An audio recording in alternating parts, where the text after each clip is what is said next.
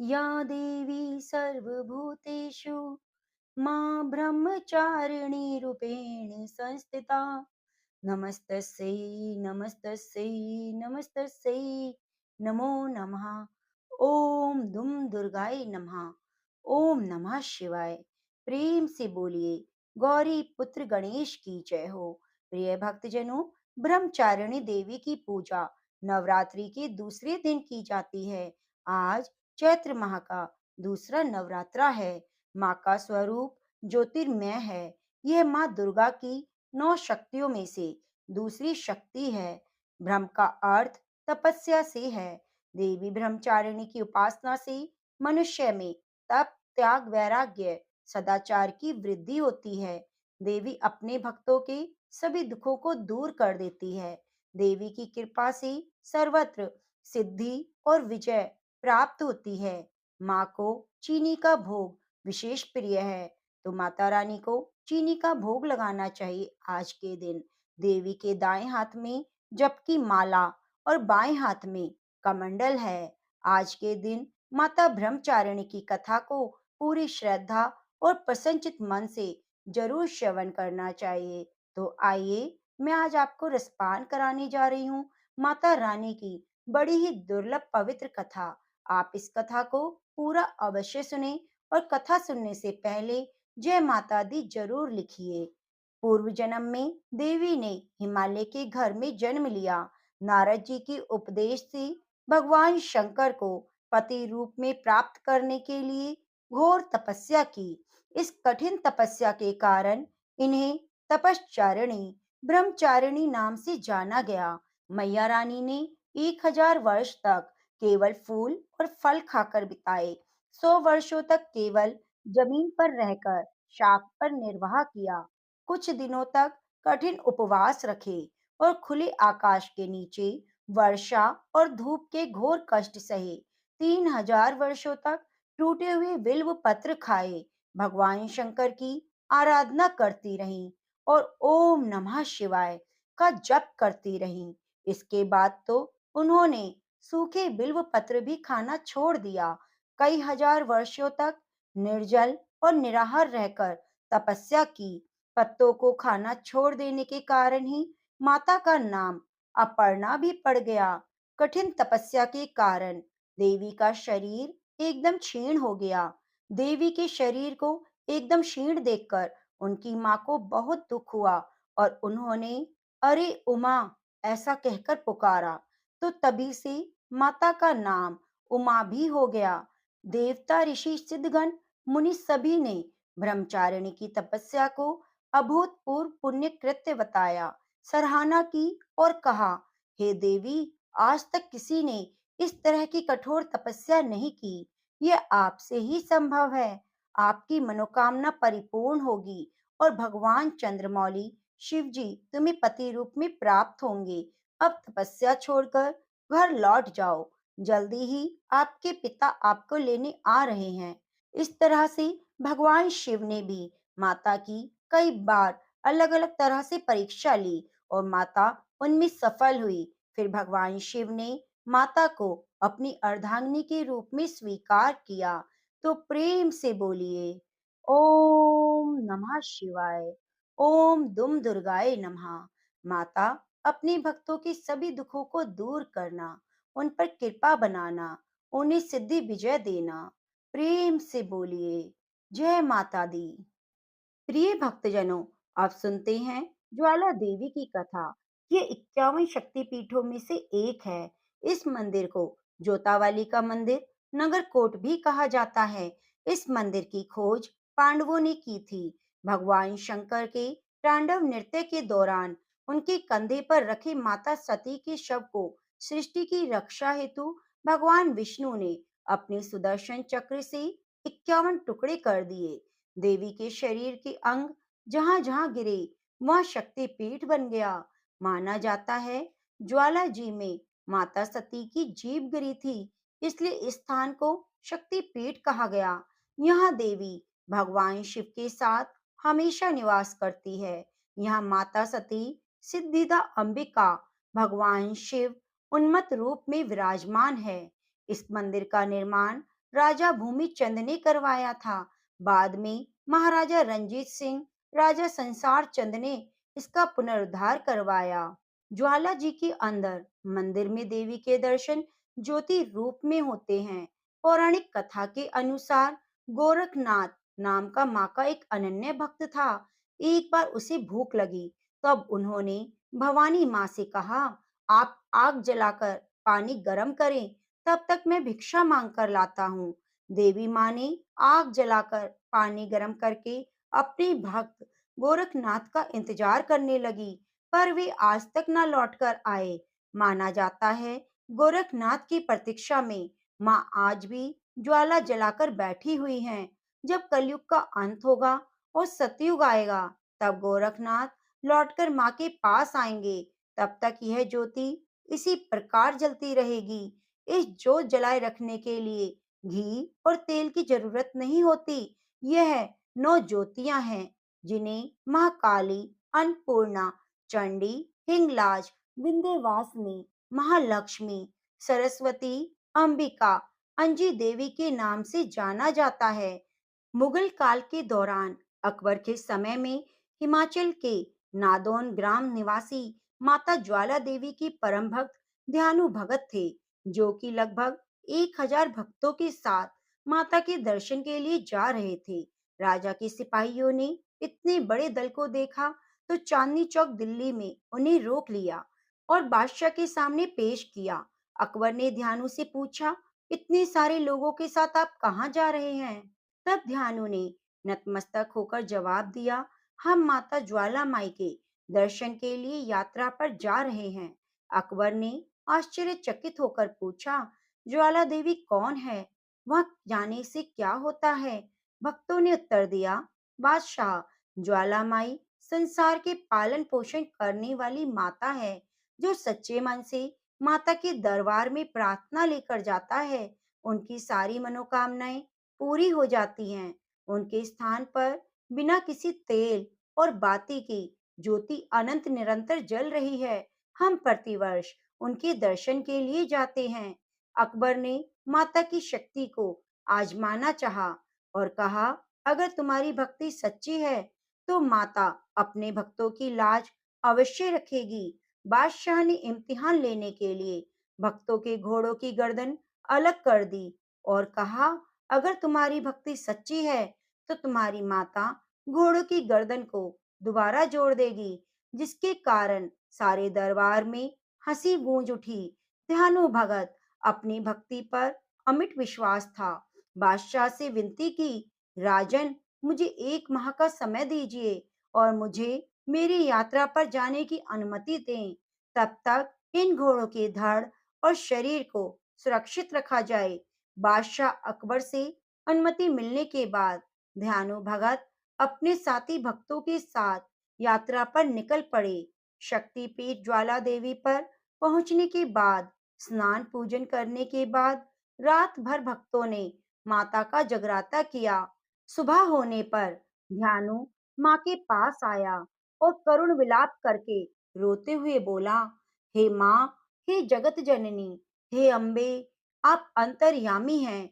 आज तेरी भक्ति की परीक्षा ली जा रही है। मेरी लाज रखना माँ। उस अहंकारी बादशाह का अहंकार दूर करो माँ। मेरी लाज रखो माँ। आज अगर तूने मेरी लाज नहीं रखी तो अनर्थ हो जाएगा। कौन तेरे नाम को पूजेगा माँ? मेरी भक्ति की लाज रखो माँ। तो माँ ने उसकी पुकार सुनी। अगले ही दिन सारे घोड़े फिर से जिंदा हो गए। यह सब कुछ देखकर बादशाह अकबर हैरान हो गया और फिर से माता की शक्ति को चुनौती देने के लिए अपनी सेना सहित माँ के शक्तिपीठ पर जा पहुंचा। वहां पहुंचकर उसने अपने सैनिकों को माता की अनंत ज्वाला को जलने से रोकने के लिए पानी की धार बहाकर बुझाने का भरसक प्रयास किया। अंत में शक्ति के आगे उसे नतमस्तक होना पड़ा और अपनी गलती की क्षमा मांगी और भेंट स्वरूप अकबर बादशाह ने 50 किलो सोने का छतर चढ़ाया। लेकिन बादशाह को अभिमान हो गया कि मेरे जैसा छतर तो कोई चढ़ा ही नहीं सकता। हमेशा याद रहेगा कि अकबर ने सोने का छतर चढ़ाया, लेकिन माता को तो अहंकार भाता ही नहीं। उन्होंने उसे स्वीकार नहीं किया और छतर को जमीन पर जा पटका और साथ ही अनजानी धातु में परिवर्तित कर दिया। बादशाह अकबर द्वारा चढ़ाया गया छतर ज्वाला देवी के मंदिर में आज भी है और पता नहीं किस धातु का बन गया है वह। तो प्रेम से बोलिए, ज्वाला देवी की जय हो, जोता वाली की जय हो, नगर कोट वाली माँ की जय हो, जय माँ भवानी। ओम नमः शिवाय। हे माँ, अपने भक्तों पर सदा कृपा बनाए रखना।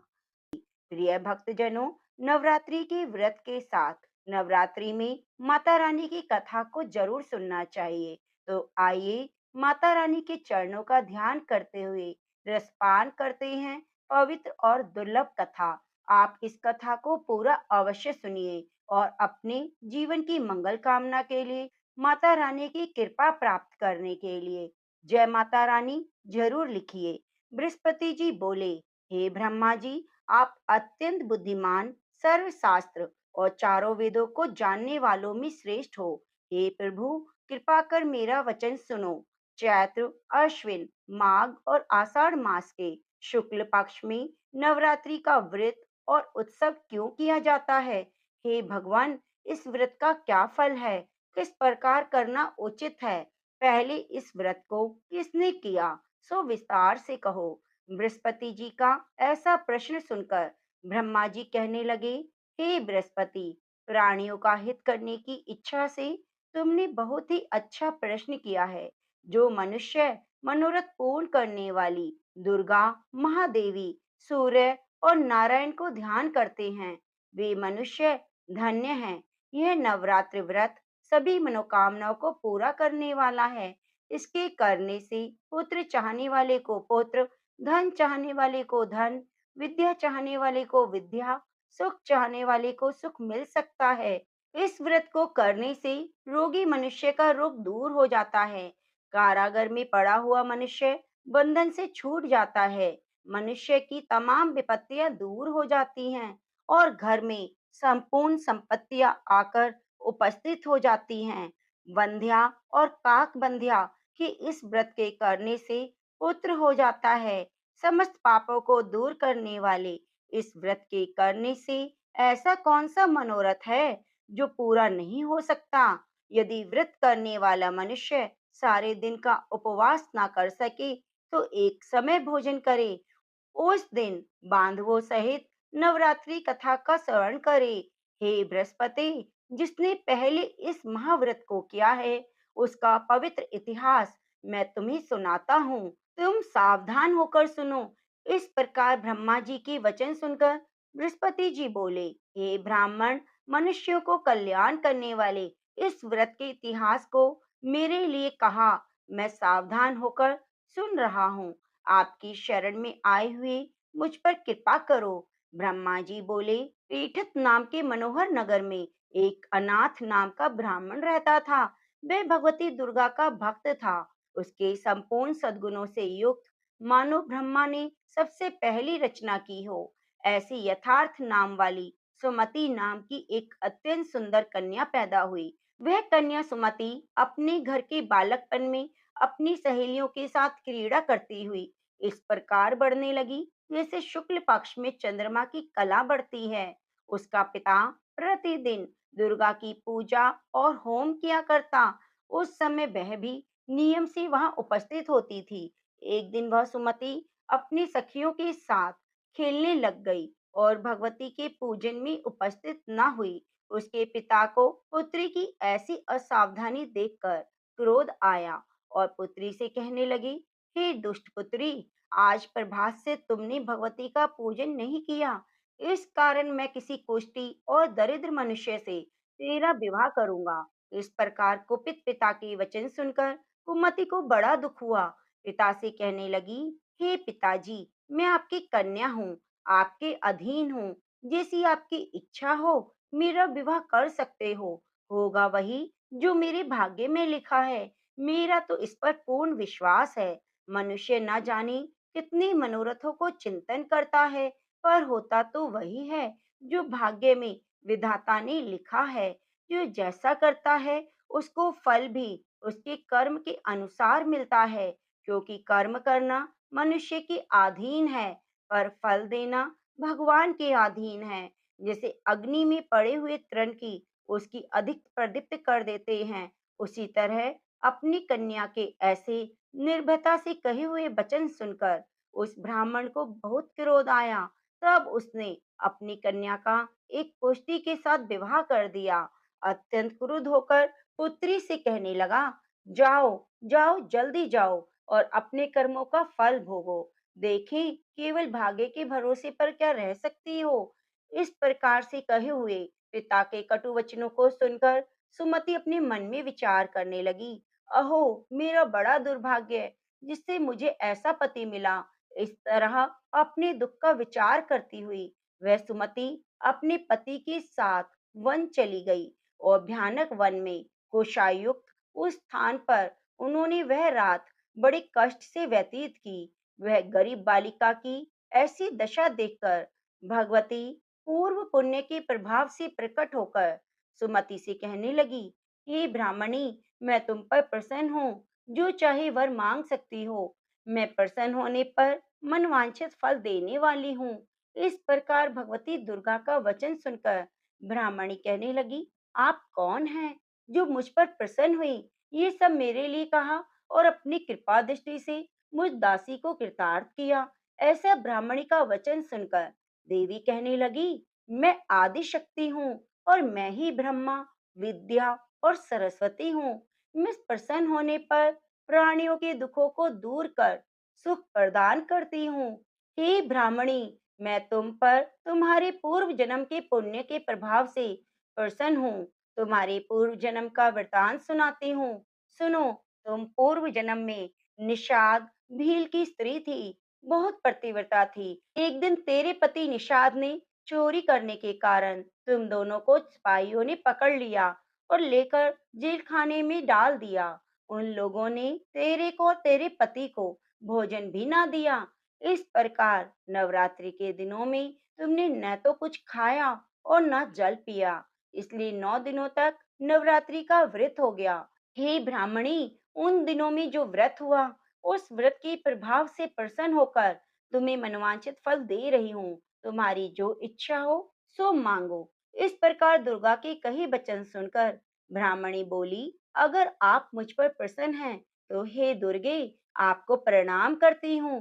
कृपया करके मेरे पति के कोढ़ को दूर करो। देवी कहने लगी, उन दिनों में जो तुमने व्रत किया था, उस व्रत के एक दिन का पुण्य अपने पति का कोढ़ दूर करने के लिए अर्पण करो। मेरे प्रभाव से तेरा पति कोढ़ से रहित हो जाएगा, सोने के समान शरीर हो जाएगा।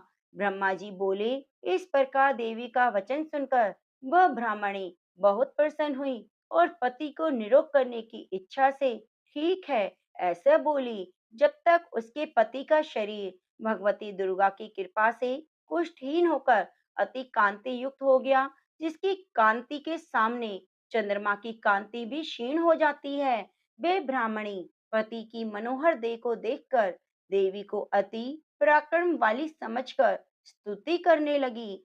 हे दुर्गे, आप दुर्गति को दूर करने वाली, तीनों जगत का संताप हरने वाली, समस्त दुखों को दूर करने वाली, रोगी मनुष्य को निरोग करने वाली, प्रसन्न होने पर मनवांछित फल देने वाली, दुष्ट मनुष्य का नाश करने वाली, तुम ही सारे जगत की माता पिता हो। हे अम्बे, मुझ अपराध रहित अबला की मेरे पिता ने कुष्टी के साथ विवाह कर मुझे घर से निकाल दिया। उसकी निकाली हुई मैं पृथ्वी पर घूमने लगी। आपने ही मेरा इस आपत्ति रूपी समुद्र से उद्धार किया है।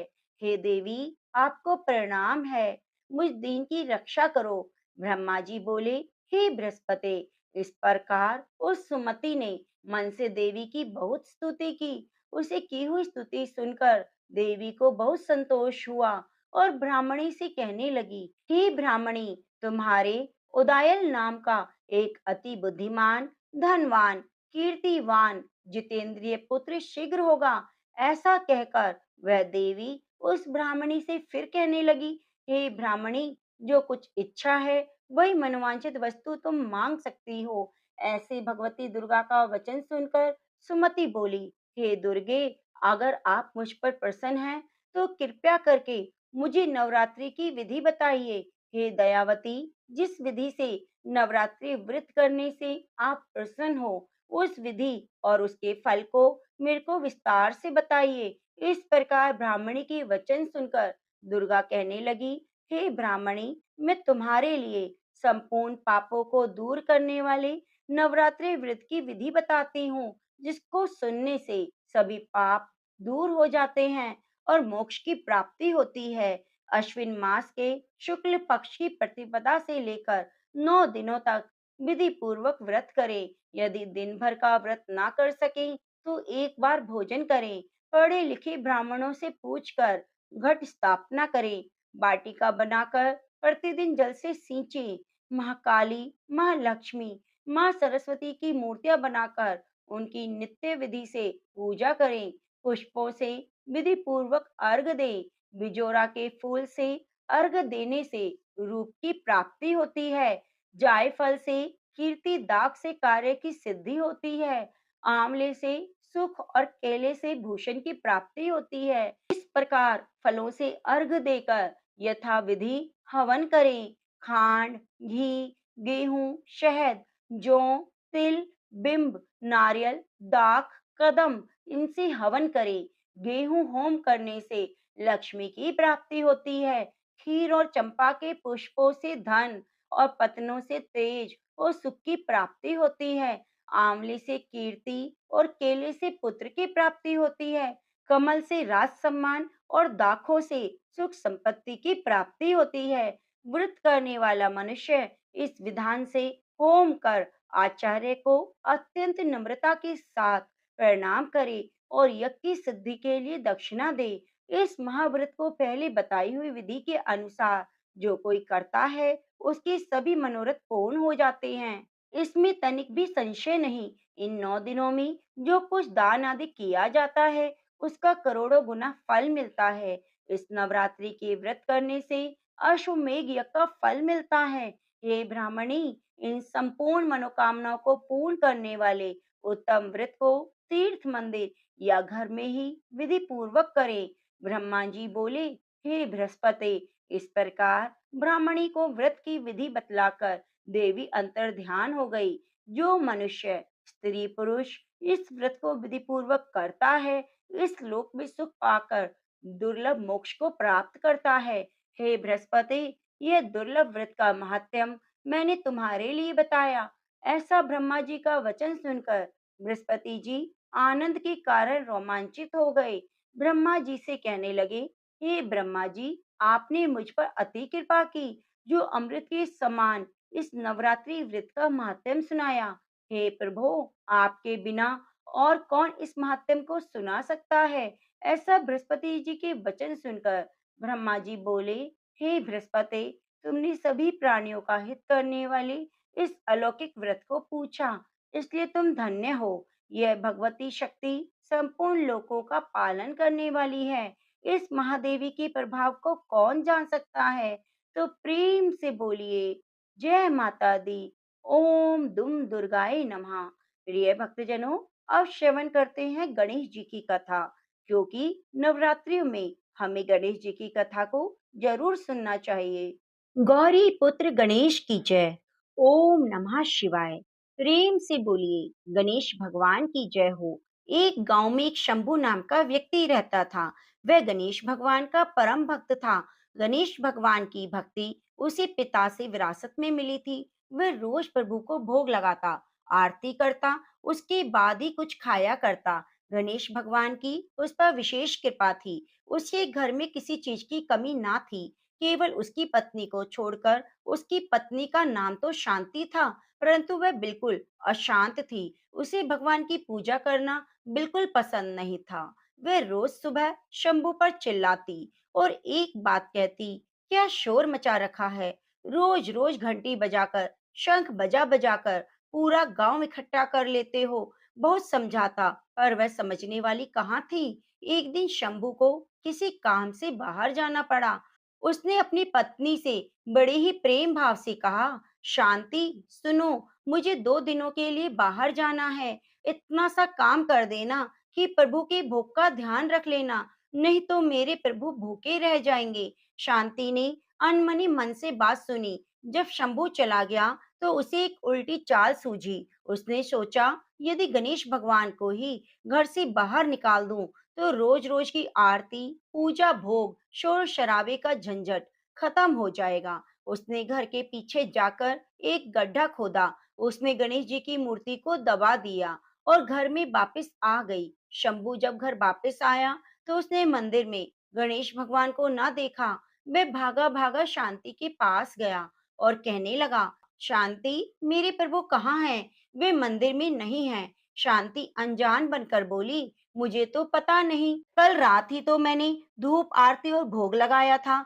शंभू पागलों की तरह गणेश भगवान को पूरे घर में खोजता रहा। उसे मन ही मन पता था कि यह काम तो शांति का है। उसी ने मेरी पूजा पाठ पसंद नहीं। उसने ही शांति से कहा, यदि मेरे प्रभु मुझे ना मिले तो मैं खाना पीना छोड़ दूंगा। शांति को लगा 1-2 दिन का नाटक है, उसके बाद सब ठीक हो जाएगा। शंभू को रोते बिलखते 7 दिन हो गए। वह शांति से बोला, शांति, मुझे पता है तुमको ही मेरी पूजा पाठ पसंद नहीं। मेरे गणेश भगवान की प्रतिमा को तुमने कहीं छिपाया है। यदि मुझे मेरे गणेश भगवान ना मिले तो मैं कुएं में कूदकर अपनी जान दे दूंगा। अगर शांति मुंह खोलती तो उसका झूठ पकड़ा जाता। इसलिए वह बोली, आप मुझ पर शक क्यों कर रहे हो? सच में मुझे नहीं पता। ज्यादा प्यार आ रहा है तो मैं नई प्रतिमा लाकर देती हूँ, पर शंभू को तो वही चाहिए थी। सारे गांव वाले यह देख रहे थे और इकट्ठा हो गए। शंभू की व्यथा गणेश भगवान भी देख रहे थे। वह भी अपने भक्त के पास जाने के लिए बेचैन थे। उधर शंभू कुएं की ओर चढ़ गया। शांति भागी भागी गणेश भगवान की प्रतिमा गड्ढे से निकालने लगी, पर गड्ढे में गणेश जी की प्रतिमा नहीं थी, क्योंकि गणेश भगवान अपनी प्रतिमा स्वयं निकाल लिए थे। गणेश भगवान बालक का रूप लेकर और अपनी प्रतिमा को निकालकर शंभू के पास पहुंचे और बोले, काका, यही प्रतिमा है आपकी? इसे ही ढूंढ रहे हो क्या? शंभू ने पीछे मुड़कर देखा तो एक सुंदर बालक के हाथ में गणेश जी थे। वे कुएं से नीचे उतरा, प्रभु को गले से लगाया और रोते रोते स्नान कराया, भगवान को मंदिर में स्थापित किया। वह बालक शांति की तरफ देखकर मुस्कुरा रहा था। शांति सोच में पड़ गई कि इस मूर्ति का पता इस बालक को कैसे चला। शंभू के साथ शांति भी अंदर चली गई। शंभू ने रोते रोते बड़े भाव से गणेश जी को स्थापित किया, पूजा की और बालक का खूब धन्यवाद किया। बालक जी, जो स्वयं भगवान थे, वे बोले, काका, क्या मुझे भोग नहीं खिलाओगे? शंभू भागा भागा गया और भोग लेकर आया।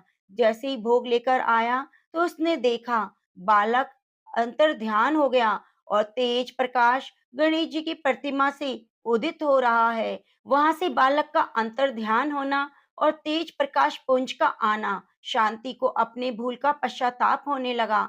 वे दोनों समझ गए कि स्वयं गणेश जी अपनी प्रतिमा लेकर स्वयं स्थापित होने आए और मुझे दर्शन देने आए। दोनों भाव विभोर हो गए। उसी रात गणेश भगवान ने दर्शन दिए और कहा, मेरे साथ साथ शुभ लाभ, रिद्धि सिद्धि, सुख वैभव और लक्ष्मी जी सदा तुम्हारे घर में वास करेंगी। दुखियों की सेवा करना, दान देना, धर्म करना। इस प्रकार से शंभू की भक्ति अमर हो गई। प्रिय भक्तजनों, जो भी इस कथा का श्रवण करता है, गणपति बाप्पा उस पर कृपा करते हैं, उसके घर में माता लक्ष्मी का वास हो जाता है। तो प्रेम से बोलिए, गणेश भगवान की जय हो। ओम नमः शिवाय। प्रिय भक्तजनों, आप सुनते हैं ब्रह्मचारिणी माता की आरती। जय अम्बे ब्रह्मचारिणी माता, जय चतुरानन प्रिय सुखदाता। ब्रह्मा जी के मन भाती हो, ब्रह्मा जी के मन भाती हो, ज्ञान सभी को सिखलाती हो। ब्रह्म मंत्र है जाप तुम्हारा, जिसको जपे सकल संसारा। ब्रह्म मंत्र है जाप तुम्हारा, जिसको जपे सकल संसारा। जय गायत्री वेद की माता, जो मन निस दिन तुम्हें है ध्याता। जय गायत्री वेद की माता, जो मन निस दिन तुम्हें है ध्याता। कमी कोई रहने ना पाए, कोई भी दुख सहने ना पाए। उसकी विरति रहे ठिकाने, जो तेरी महिमा को जाने। उसकी विरति रहे ठिकाने, जो तेरी महिमा को जाने। रुद्राक्ष की माला लेकर, जपे जो मंत्र श्रद्धा देकर। रुद्राक्ष की माला लेकर, जपे जो मंत्र श्रद्धा देकर। आलस छोड़ कर ये गुण गाना, माँ तुमको उसको सुख पहुँचाना। ब्रह्मचारिणी तेरो नाम, पूर्ण करो सब मेरे काम। भक्त तेरे चरणों का पुजारी, रखना लाज मेरी महतारी। भक्त तेरे चरणों का पुजारी, रखना लाज मेरी महतारी। ओम जय ब्रह्मचारिणी माता, ओम जय ब्रह्मचारिणी माता। प्रेम से बोलिए ब्रह्मचारिणी माता की जय हो। प्रिय भक्तजनों, आपसे विनम्र निवेदन है, आप हमारे चैनल को सब्सक्राइब जरूर कीजिए और बगल में बनी घंटी को दबाना ना भूलें। वीडियो को लाइक जरूर से जरूर कीजिए और कमेंट बॉक्स में जय माता दी जरूर लिखिए, क्योंकि आपका एक कमेंट और आपका एक लाइक हमें सहयोग देता है आगे कथा कहानियां बनाने के लिए। तो मिलते हैं अगली कथा के साथ, तब तक के लिए